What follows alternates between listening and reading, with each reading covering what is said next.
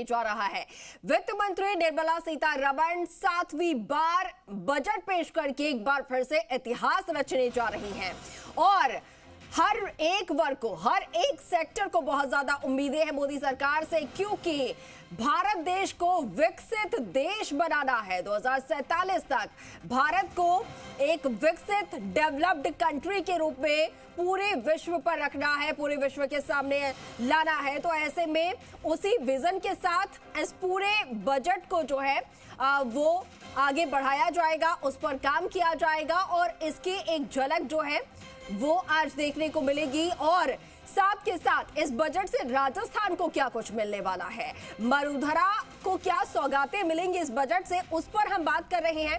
तमाम जिलों से हमारे सहयोगी हमारे साथ जुड़े हुए हैं और वो जो हर एक सेक्टर से जुड़े हुए लोग हैं उनसे बात कर रहे हैं। जोधपुर का मैं रुख कर लेती हूँ, राकेश हमारे साथ लगातार बने हुए थे। राकेश, हमने युवाओं को सुना, युवा नौकरी की मांग कर रहे हैं, युवा ट्रेनिंग्स की मांग कर रहे हैं, स्किल डेवलपमेंट की जो ट्रेनिंग्स है वो उन्हें दी जाए, प्रशिक्षण दिए जाए। इसके अलावा क्योंकि एक मध्यम वर्ग जो है, एक आम परिवार जो है, मिडिल क्लास फैमिली जिन्हें बोलते हैं, जिनके लिए आज महंगाई बहुत ज्यादा है, जिनके बच्चों के लिए नौकरी लेना आज बहुत ज्यादा मुश्किल हो गई है, उन मिडिल क्लास फैमिलीज के लिए क्या इस बजट में हो सकता है ऐसा जो कि उन्हें राहत दे?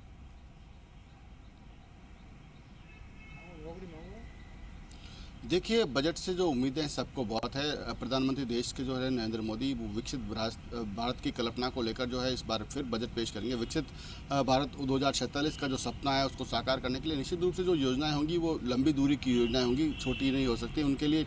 लेकिन सबसे बड़ी बात है कि तत्काल राहत के रूप में क्या मिल सकता है जनता को, उस पर हम इस समय बात करें तो सबसे बड़ी बात अगर मैं जोधपुर की करूँ तो जोधपुर की जनता को बहुत उम्मीदें हैं, चाहे वो पर्यटन के क्षेत्र की से हो, चाहे वो बिजली पानी से मूलभूत जो सुविधाएं हैं जोधपुर में उसकी भी रिक्वायरमेंट है। सबसे बड़ी बात है जोधपुर का जो ट्रैफिक है, हालात है, उसको लेकर एलिवेटेड रोड की लगातार जिस तरीके से बात की जा रही है, सरकार ये भी कह रही है। पिछले दिनों पिछली सरकार में जब नितिन गडकरी मंत्री थे जोधपुर में लास्ट दौरान आए भी थे, तो उनको भी एलिवेटेड रोड का जो उन्होंने सपना दिखाया जोधपुर, उसको भी लेकर उम्मीद है। तो लेकिन कुछ युवाओं से भी बात करते हैं कि मध्यम वर्ग क्या चाहता है, क्योंकि मध्यम वर्ग अगर चाहता है तो महंगाई में राहत चाहता है। तो ऐसे में कहीं ना कहीं टैक्सेशन में अगर राहत मिलेगी तो निश्चित रूप से महंगाई जो दर कम हो सकती है, चाहे वो पेट्रोल डीजल में राहत की बात की जाए, क्या इससे अन्य में जो डीजल में राहत की जाए। आप किस तरीके से लेते हैं, जिस तरीके से महंगाई बढ़ रही है, आम जन को किस तरह राहत मिल सकती है?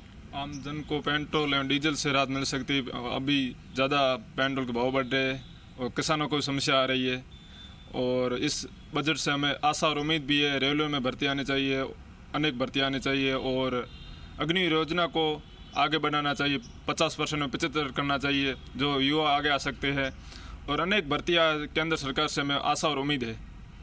आप लोग भी मध्यम वर्ग से आते हैं, किसान वर्ग से आते हैं मती सिंह जी, तो किस तरीके से राहत मिल सकती है मध्यम वर्ग को इस बजट के जरिए? बिल्कुल, मध्यम वर्गीय इस बजट के माध्यम से बहुत सी उम्मीदें लगाए बैठा है। कई संसाधनों पर वो चाहता है कि उनके ऊपर कोई संसाधन है उनकी रेट बहुत कम हो। ये मारवाड़ रेगिस्तान पूरे भारतवर्ष के अंदर एकमात्र ऐसा रेगिस्तान है, आज़ादी के बाद से इस डेजर्ट को, इस रेगिस्तान को आज तक कोई विशेष दर्जा, विशेष पैकेज नहीं मिला है। यहाँ की कला, यहाँ की संस्कृति, यहाँ के रीति रिवाज, यहाँ के पशु पक्षी, यहाँ की जड़ी बूटियाँ विशेष महत्व रखता है ये थार। पूरे भारतवर्ष के अंदर थार आज़ादी के बाद से किसी भी सरकार ने इस थार के रेगिस्तान के लिए, इस डेजर्ट के लिए कोई विशेष आर्थिक पैकेज नहीं दिया है।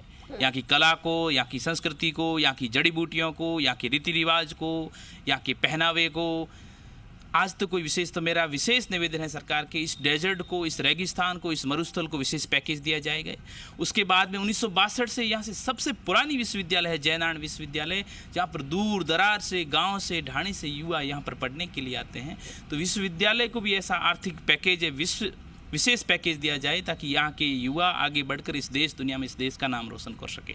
तीसरा क्वेश्चन मेरा ये है कि यहाँ पे युवाओं को यहाँ पर ही ऐसा रोजगार मिले ताकि यहाँ के युवाओं को बाहर जाने की आवश्यकता नहीं पड़े। यहाँ की कंपनियों के अंदर यहाँ के लोगों को, स्थानीयतों को पहली प्राथमिकता दी जाए ताकि यहाँ के युवाओं को यहाँ पर ही अच्छा रोजगार मिल सके, जिसके माध्यम से वो आगे बढ़ सके और एक अधिक से अधिक युवाओं के हित में एक कोर्सेज ऐसे चालू किए जाए ताकि युवा यहाँ पर पढ़कर आगे बढ़कर इस देश और दुनिया में इस देश का नाम रोशन रखे। इस धरती पर, इस डेजर्ट में, इस थार के अंदर ऐसी कई प्रतिभाएं रेगिस्तान के अंदर छुपी हुई है जो आगे आना चाहती है, लेकिन उनके वो संसाधन नहीं मिल पाते हैं। इस कारण से वो आज भी प्रतिभा यहीं छुपी हुई है। तो खेल के क्षेत्र के अंदर भी यहाँ के युवाओं को विशेष रियायत मिलनी चाहिए। उसके साथ साथ में यहाँ के युवाओं को, आपने जब बात की महंगाई की, तो पेट्रोल हो चाहे डीजल हो, हर तरह के, हर क्षेत्र के अंदर यहाँ के लोगों को ज़्यादा से ज़्यादा केंद्र सरकार से उम्मीद है और हम मानते हैं कि केंद्र सरकार एक अच्छा बजट पेश करेगी और युवाओं के हित में वो बजट होगा, ऐसा भी हमारा निवेदन है। बिल्कुल बिल्कुल, तो यही आस सभी की है कि